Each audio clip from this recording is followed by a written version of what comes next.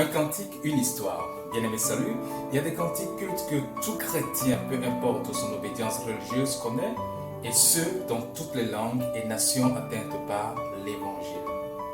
Des cantiques comme Amazing Grace, J'ai l'assurance de mon salut, Quel repos céleste, pour ne citer que cela.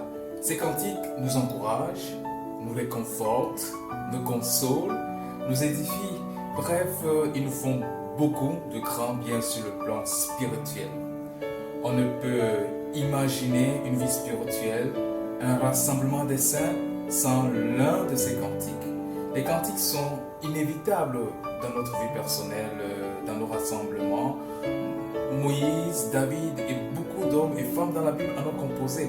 Le livre de l'Apocalypse même nous atteste qu'au ciel, nous chanterons des cantiques. Et il cite au chapitre 15, verset 3, le cantique de Moïse et de l'agneau. Revenons à nos cantiques. Connaissez-vous l'histoire qui se trouve derrière l'inspiration des cantiques que nous chantons aujourd'hui dans nos réunions? Est-ce que vous êtes intéressé, un tant soit peu, à la vie de ces frères et sœurs que Dieu a utilisés afin que nous ayons de beaux cantiques?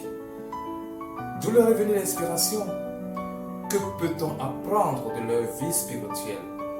Certes, ils n'ont pas mené une vie de star, une vie d'influenceur d'après le standard du monde d'aujourd'hui, mais on a beaucoup à apprendre d'eux. Bien aimé, c'est le but de cette série de vidéos que j'ai dénommée Un cantique, une histoire. Je vous raconterai l'histoire de quelques compositeurs de nos cantiques. Le seul but, notre édification, notre instruction. Job chapitre 8 verset 8 dit: interroge ceux des générations passées, sois attentif à l'expérience de leur père. Tu n'as pas envie de rater ça, moins encore de garder cela pour toi seul. Alors partage la vidéo et abonne-toi pour être au courant de chaque publication. Et on se retrouve dès la semaine prochaine pour le premier épisode de Un cantique, une histoire. Et ce sera sur Amazing Grace. Un instant, j'ai une demande à vous faire.